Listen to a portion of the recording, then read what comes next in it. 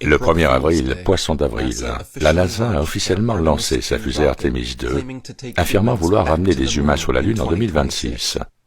Or, pour retourner sur la Lune, il faudrait y être allé auparavant, ce que de nombreux chercheurs et moi-même avons formellement démenti dans plusieurs vidéos précédentes, démontrant que les premiers alunisages de la NASA étaient des mises en scène. Aujourd'hui, plus de 50 ans plus tard, après un demi-siècle de progrès technologiques, Artemis II ne prétend même plus se poser sur la Lune comme Apollo, mais se contente de la survoler. Alors quelle preuve nous apporte-t-on que la NASA envoie réellement des humains en orbite autour de la Lune? Comme d'habitude, on nous montre un lancement de fusée depuis le centre spatial Kennedy en Floride, décrivant la même trajectoire parabolique que toutes les fusées, missiles et autres projectiles lancés dans le ciel. Au lieu de s'élancer directement vers la Lune, ce qui serait bien plus logique et convaincant, chaque fusée décrit une trajectoire parabolique, passant de la verticale à l'horizontale. On peut même apercevoir la plupart d'entre elles amorcer leur descente vers la Terre avant de disparaître de notre champ de vision.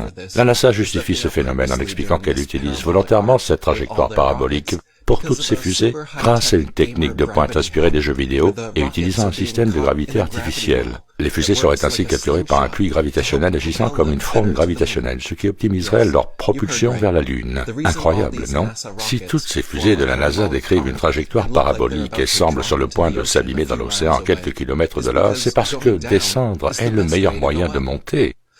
Ainsi, tous les experts de la NASA vous toiseront du regard, vous expliquant avec suffisance les leçons de leurs supérieurs sur la gravité et l'effet de fronde gravitationnelle, tout en observant les fusées décoller les unes après les autres vers l'est depuis Fort Lauderdale, décrivant des trajectoires paraboliques en direction du triangle des Bermudes. Regardez attentivement la fusée passer de la verticale à l'horizontale et s'éloigner au-dessus de l'océan, hors de la vue de tous. En un instant, elle disparaît complètement de notre vue. Où est-elle passée? On la voit parfaitement, puis elle devient totalement invisible, comme si elle s'était volatilisée. Étrangement, c'est la deuxième fois ce jour-là qu'un objet volant disparaît ainsi.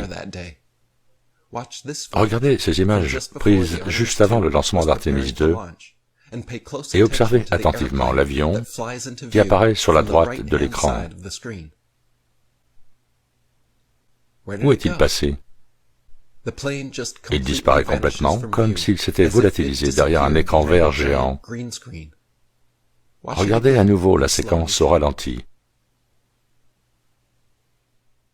Autre curiosité, ces images montrent la nacelle téléphérique descendant de la fusée au moment du lancement. Il s'agit des nacelles d'évacuation d'urgence censées permettre d'évacuer les astronautes en cas d'urgence.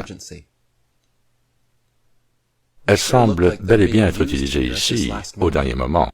Comment savons-nous qu'elles sont vides? Les astronautes auraient très bien pu simplement monter dans ces nacelles pour se rendre au studio suivant, où ils seraient harnachés et feraient semblant d'être dans l'espace. Saviez-vous que la NASA est le plus gros acheteur d'hélium au monde? L'hélium est un élément stable et très léger, utilisé pour envoyer des ballons à haute altitude. La NASA utilise d'ailleurs de grandes quantités d'hélium pour envoyer ses satellites, Satelloons. Mais que pensez-vous de ces fusées? Regardez cette image d'Artemis II diffusée en direct sur Fox News. Qu'en pensez-vous? Honnêtement, sans parti pris, cela ne ressemble-t-il pas à un énorme jouet gonflable? Observez les coutures et les plis. Une fois la fusée hors de vue du public, après quelques minutes d'images réelles du lancement, comme à son habitude, la NASA passe aux images de synthèse. On ne peut jamais obtenir d'images en direct non modifiées, parfaitement centrées sur la fusée, ni avec une vue sur la Terre. On n'a droit qu'à des images du lancement, coupées en images de synthèse pendant 1 heure, puis, quand ils sont prêts à relancer la soi-disant retransmission en direct, voilà ce que l'on voit. Une image où de larges portions de l'engin occupent tout l'écran,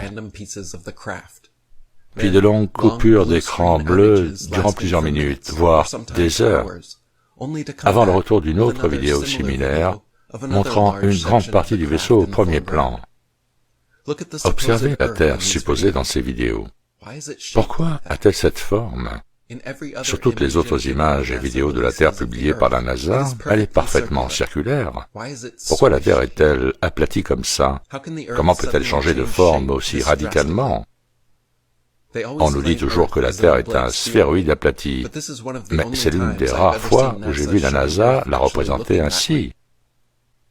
D'ailleurs, où sont passés tous les satellites et les étoiles? Il devrait y en avoir des dizaines de milliers en orbite, mais on n'en voit jamais un seul. Autre chose dont je suis sûr, nous ne verrons jamais de vidéos indépendantes filmées avec des caméras à super zoom, capturant Artemis II lors de son passage autour de la Terre, ni lors de son voyage autour de la Lune. Les caméras P900 et P1000 permettent de zoomer sur la Lune avec une précision incroyable. Mais je vous garantis que même si nous pointions tous nos télescopes et appareils photo vers la Lune au moment où Artemis II est censé passer, personne ne filmera le passage de la fusée. La NASA a déjà commencé à publier de nouvelles images de la Terre prétendument prises par Artemis II, et elles sont toujours aussi douteuses. Et une fois de plus, la Terre y apparaît comme un cercle ou une sphère parfaite et nette, alors que quelques instants auparavant, lors de leur diffusion en direct, ils montraient une Terre visiblement déformée, ne ressemblant en rien aux images publiées peu après. Alors, examinons ces images de plus près. Où sont passés tous les continents? Sur cette image, on ne voit que la moitié du globe, et il n'y a que l'océan et une partie de l'Afrique. Devons-nous croire que l'Amérique du Nord, l'Amérique du Sud, l'Europe, l'Asie, l'Australie et l'Antarctique se cachent sur l'autre moitié du globe? C'est exactement comme la fameuse image d'Apollo 17, présentée comme l'une des seules véritables photographies prises par la NASA. Si l'Afrique occupe 50% de la surface du globe, le calcul est impossible pour le reste. Et qu'en est-il de l'éclairage? La NASA affirme que la Terre éclipse totalement le Soleil sur cette image, concentrant ainsi toute la lumière solaire de l'autre côté du globe.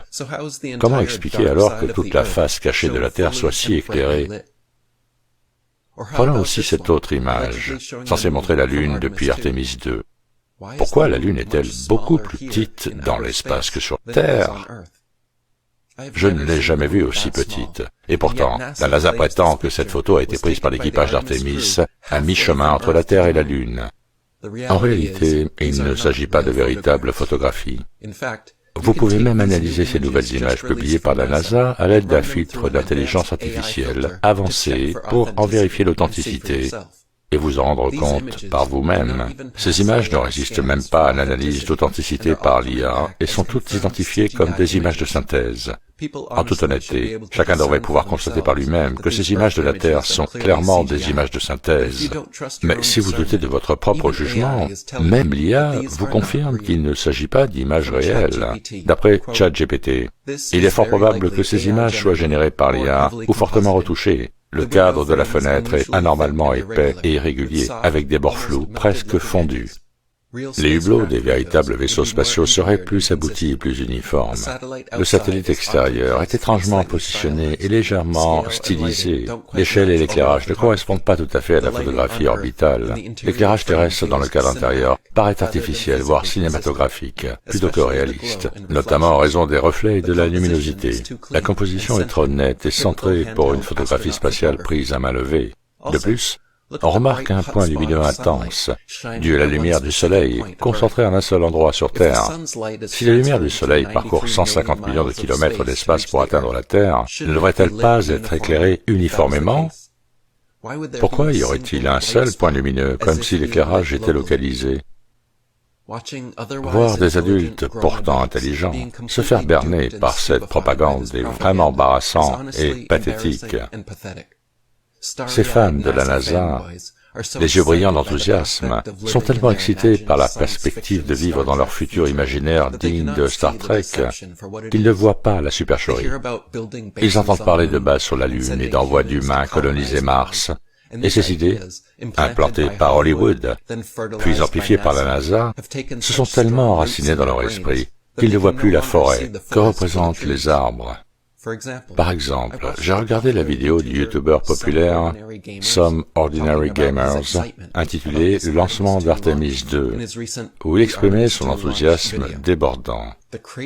La joie immense qu'il manifestait pendant le lancement, son sourire permanent et son regard émerveillé, accompagné de ses espoirs d'un avenir où l'humanité vivrait sur Mars, m'ont attristé, me faisant prendre conscience de la duplicité des masses. Les gens veulent croire qu'ils participent à une grande exploration du cosmos, et la NASA leur offre la possibilité d'être de simples passagers clandestins, entretenant des relations superficielles. La dernière chose qu'ils souhaitent faire, c'est d'envisager sérieusement la possibilité qu'on leur mente au sujet de la Terre et de l'espace. C'est pourquoi beaucoup ne prennent pas en compte les nombreuses preuves démontrant que leur vision du monde n'est qu'un assemblage de propagande et de mensonges.